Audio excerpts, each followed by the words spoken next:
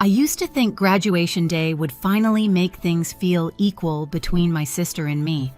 We crossed the same stage, wore the same gown, heard the same applause, but only one of us walked that journey without drowning in bills and night shifts. My parents paid for Callie's tuition and every luxury she wanted. All I ever got was the same line they'd repeated my whole life. You were always the strong one. I believed it until the moment they showed up smiling at our ceremony, and their faces suddenly drained of color when they realized what I'd achieved without them. My name is Gianna Harper, and for as long as I can remember, people have mistaken quietness for strength. I grew up in a small house in Oregon, where the walls held more expectations than affection, and where love, at least the version handed to my sister, felt effortless, abundant, almost blinding. Callie was the sparkly one, the golden one, the daughter my parents seemed proud to display. I was the other half, the one who blended into door frames and learned early how to fold disappointment into silence. Some of my earliest memories carry a strange heaviness, like the Christmas when Callie unwrapped a dollhouse taller than her with tiny lights that flickered like real windows while I opened a thin notebook and a pen. Mom smiled and said, "You're the writing type, sweetie." I pretended to love it. That night, I hugged the notebook, not because it meant something, but because there was nothing else to hold. Or the time Callie scraped her knee falling off the backyard slide, barely a scratch, and Mom rushed out screaming her name like the world was ending. A week later, she was still retelling the story to neighbors. Meanwhile, when I fell from the apple tree and hit the ground so hard my vision blurred, Dad only glanced out the window and said, "Gianna's tough. Let her handle it." That sentence spoken so casually became the script of my childhood. You're tough. You'll manage. You don't need what other people need. The only person who didn't treat me like I was carved from stone was my grandmother, Margaret. She lived in Montana, visiting only a few times a year, but every visit felt like a warm patch of sunlight. Once, when Callie showed off a new crystal bracelet, Grandma slipped a small wooden hair clip into my hand, my name carved on the back. "It's not expensive," she whispered, "but it's one of a kind, just like you." I wore it whenever I felt invisible, like a reminder that someone somewhere truly saw me. School didn't change much. I worked hard, got high grades, won essay contests. Callie drew sunflowers and got them taped to the fridge. When I earned a district writing award, Mom didn't even look up from the stove. But when Callie got a B+ in history, she invited the neighbors over to celebrate. I learned to swallow my pride quietly. By the time we got into college, the pattern was already set. Callie's full tuition paid, a new laptop, a monthly allowance, an apartment she didn't have to clean. I moved into a damp basement dorm and stacked multiple jobs to stay afloat. Every time I called home, exhausted, Mom would say the same sentence like a lullaby made of guilt. "You were always the strong one, Gianna." It was meant to praise me, but it only reminded me that no one ever planned to hold me up. And yet, despite everything, a small part of me still believed that graduation might change something, that maybe this time they would finally see me. College didn't break me, but it reshaped me in ways I never admitted out loud.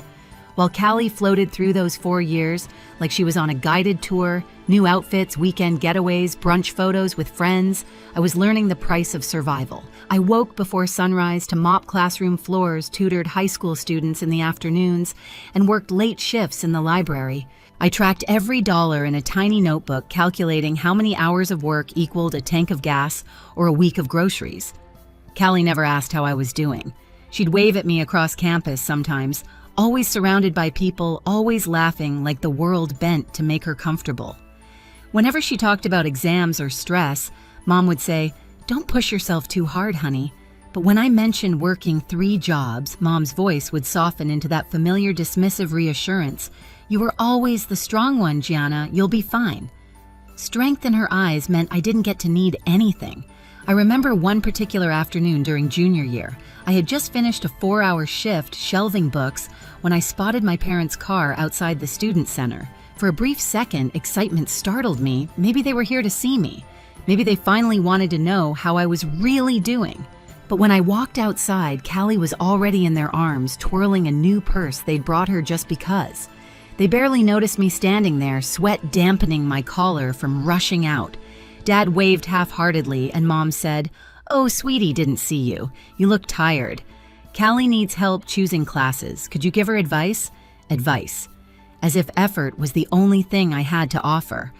Moments like that repeated again and again, small cuts never deep enough to kill me outright, but enough to make breathing sting. Still, I kept moving forward.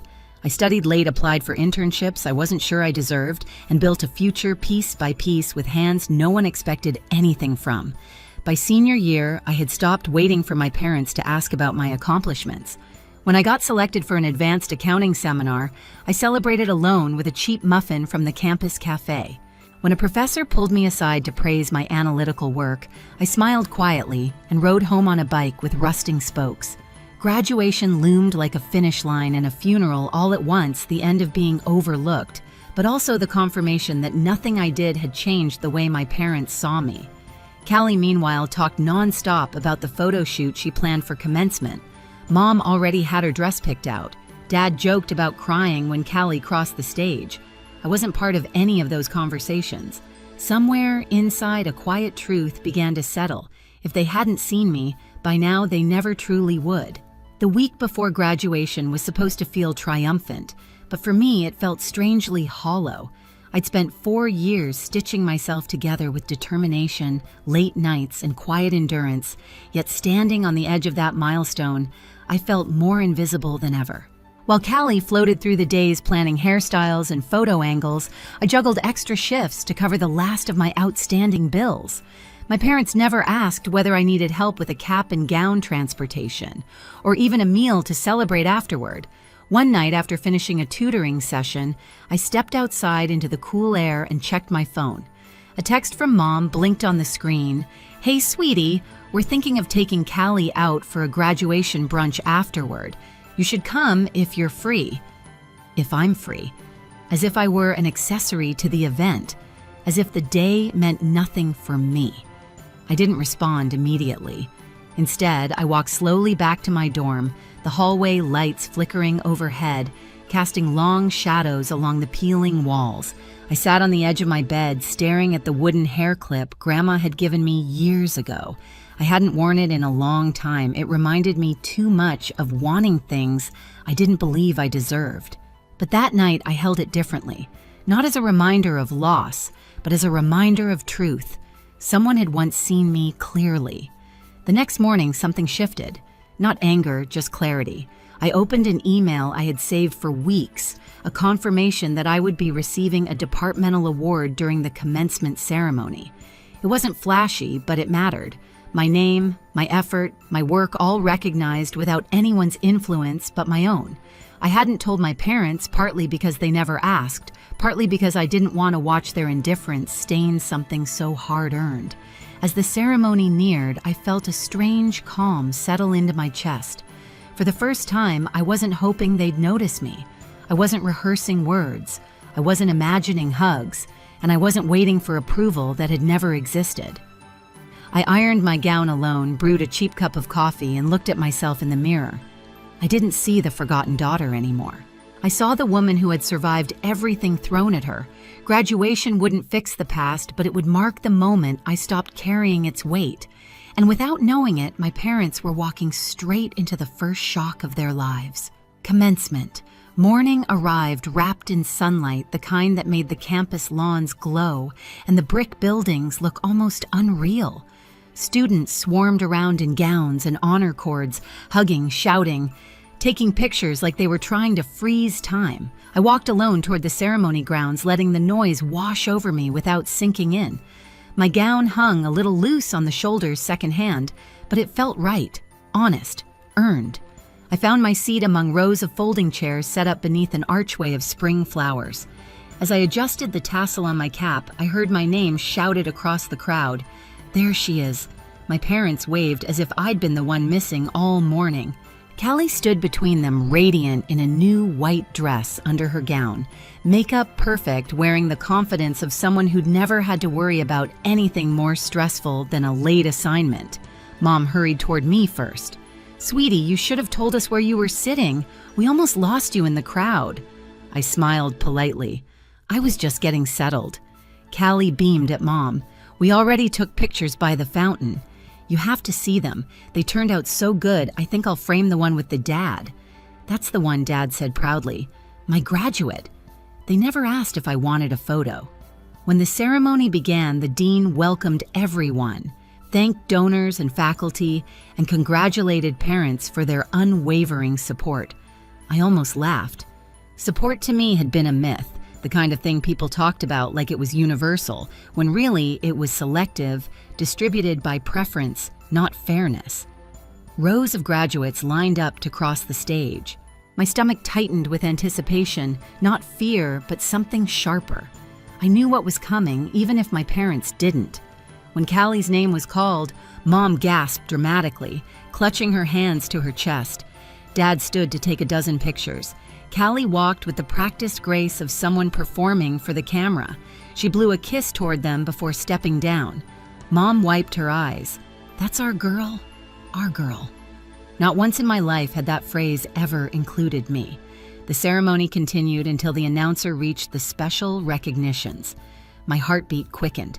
The dean spoke into the microphone with deliberate clarity. "Before we proceed with the final diplomas, we would like to honor a student whose exceptional academic performance and service to the department have earned her this year's Award for Excellence in Accounting." I felt it before my name was spoken, like the air shifted around me. "This year's recipient is Gianna Harper." The applause was loud. Students near me clapped hard, even cheered. But the sound that cut through everything was the silence behind me. I turned my head slightly, and there they were, my parents frozen. Callie's smile had slipped, replaced by something strained and unfamiliar. Mom's hands hovered midair as if she had planned to clap, but couldn't reconcile the movement with what she was seeing. Dad's jaw tightened, his expression twisting in a way I couldn't read. Their faces had gone pale, exactly like I knew they would. I walked toward the stage, every step grounding me deeper into myself. I felt tall, even in flat shoes. When the dean placed the certificate in my hands, I didn't look toward the cameras. I looked at the audience, directly at my parents, and for the first time in my life, they looked small. After the ceremony, while students swarmed their families, while laughter and photos filled the air, I lingered near the back of the crowd. They approached me slowly, like they were unsure whether they were allowed to. Mom spoke first.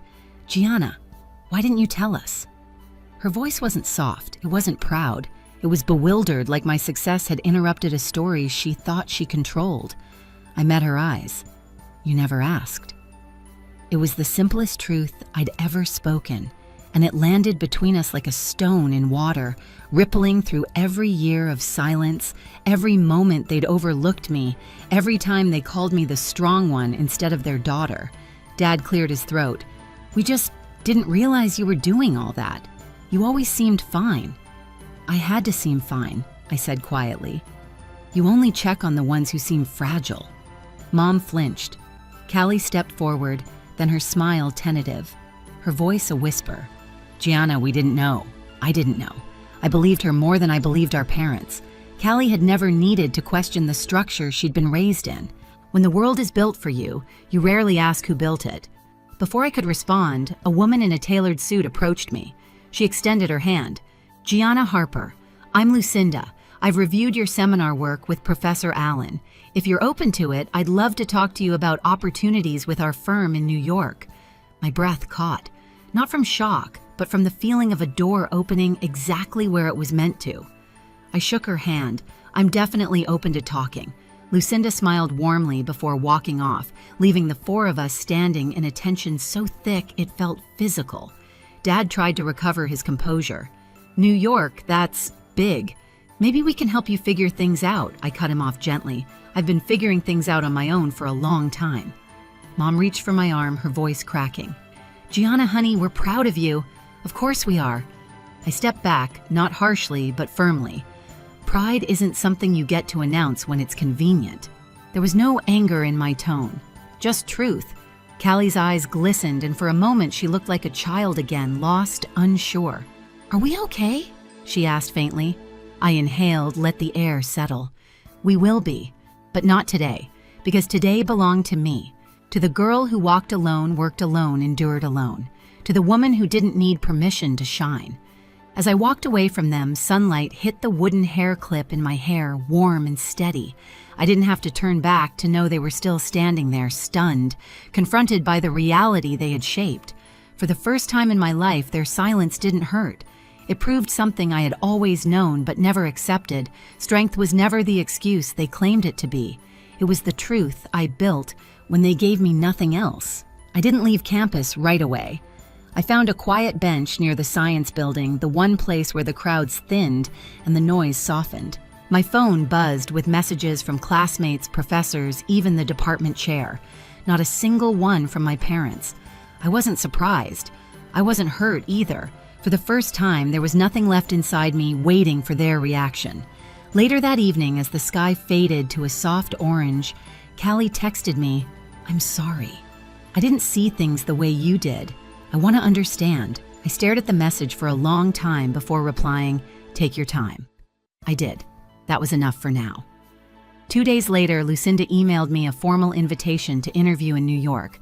I read it 3 times, not because I doubted it, but because it felt like a door I had carved myself finally swung open. No inheritance, no safety net, no parental hand guiding me, just my work, my name, my courage. As I packed my dorm room, folding my gowns and notes into a single suitcase, I realized something simple and liberating. I wasn't running from anything. I was walking toward the life I had built with my own hands.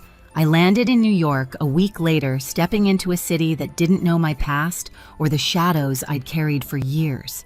And somehow that anonymity felt like freedom. I walked through Midtown with my resume tucked under my arm and the wooden hair clip steady in my hair, knowing every step forward was mine alone. Being the strong one had never been a compliment. It was the excuse they used to leave me behind. But now it was my power. If this story resonates with you, share your thoughts below. And don't forget to subscribe for more stories like this.